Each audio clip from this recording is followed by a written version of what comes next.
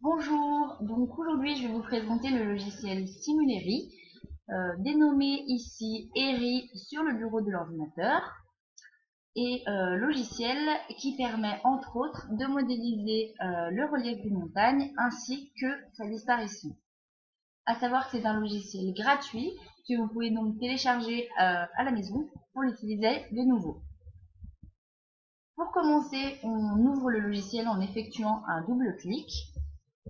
Et vous avez tout d'abord une fenêtre avec le nom de l'auteur qui apparaît.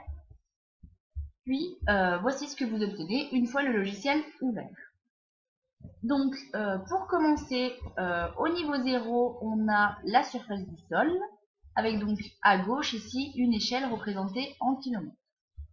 En dessous de cette surface du sol, on a les différentes enveloppes superficielles de la Terre que l'on peut identifier grâce à la légende en bas à droite.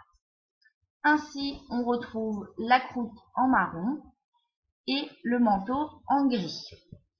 À savoir que les couches orange et magenta ne sont pas identifiées dans la légende, on vous indique juste une pression à leur niveau, mais elles font en fait également partie de la croûte, seulement elles présentent des couleurs différentes pour indiquer des profondeurs différentes au départ.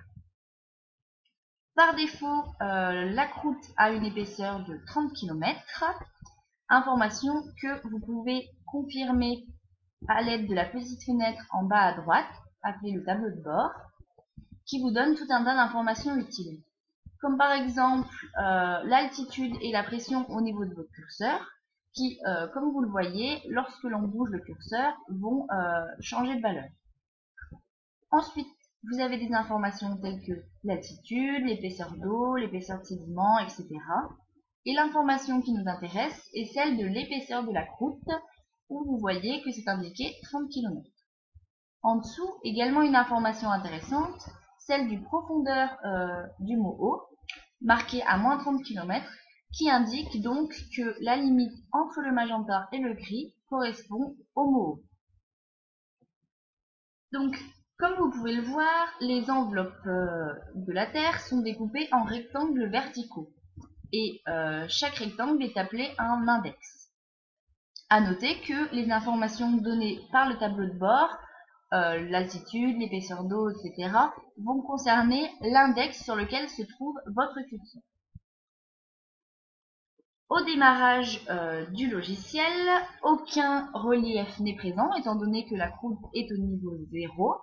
Ainsi, pour créer du relief, il faut faire un clic gauche au-dessus du niveau 0, comme ceci. Et vous pouvez plus ou moins faire un relief important. Attention cependant à ne pas cliquer trop haut, sinon le logiciel va vous afficher un message d'erreur, comme ceci, qui vous indique que vous dépassez les altitudes rencontrées sur Terre au niveau de la croûte continentale. De même, on peut effectuer des dépressions en cliquant gauche en dessous du niveau 0, comme ceci. Et là encore, attention à ne pas cliquer trop en profondeur, sinon vous avez également le message d'erreur. Si jamais vous effectuez une erreur de manipulation en créant votre relief, vous pouvez aller dans l'onglet Préférences et utiliser la fonction Effacer et recommencer qui va vous réinitialiser le logiciel, comme ceci. Les autres fonctions de l'onglet Préférences servent à modifier les valeurs initiales du logiciel que nous n'utiliserons pas. Dans l'onglet Calcul, vous pouvez trouver différents scénarios que vous pouvez faire subir à votre relief, tels que simuler un dépôt sédimentaire, une érosion, etc.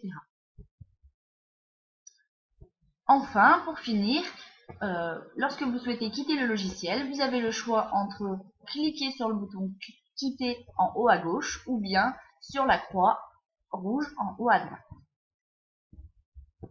Ensuite, vous n'avez plus qu'à confirmer que vous souhaitez quitter le logiciel.